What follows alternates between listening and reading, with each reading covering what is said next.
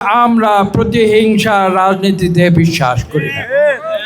আমরা কালো টাকা রাজনীতি করি না, সততার রাজনীতি করি।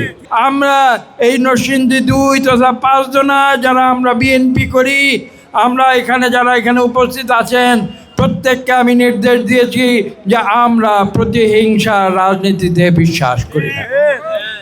এবং আমি স্পষ্ট ভাষায় বলতে চাই যে আমরা সততার রাজনীতিতে রাজনীতি করি, আমরা আইনের রাজনীতি করি, আমরা উন্নয়নের রাজনীতি করি। আমি ব্যাখ্যা করে বলছি আমরা কালো টাকা রাজনীতি করি না, সততার রাজনীতি করি। আমরা সন্ত্রাসের রাজনীতি করি না, আমরা আইনের রাজনীতি করি। এবং আমরা লুটপাটের রাজনীতি করি না, আমরা উন্নয়নের রাজনীতি।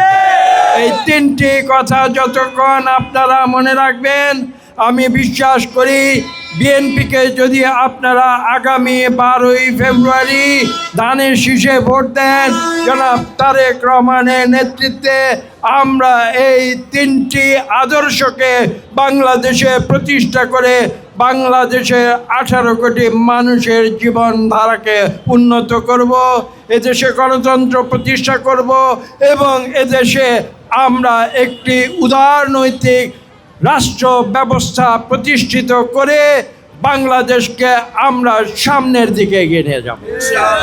আমি এখানে বক্তব্য দীর্ঘ করতে চাই না। আমি এই এলাকার মানুষের প্রতি সম্মান জানাই।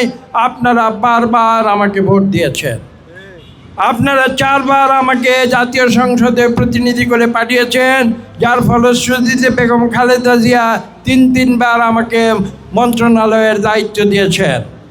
আমি আপনাদের উদ্দেশ্যে এটুকু বলবো যে আমরা সৎ পথে থেকে শহীদ প্রেসিডেন্ট জিয়াউর রহমানের আদর্শে, দেশ নেত্রী বেগম খালেদা জিয়ার আপোষহীন রাজনীতির আদর্শে আমরা রাজনীতি করে আমরা সম্মুখে এগিয়ে যাব।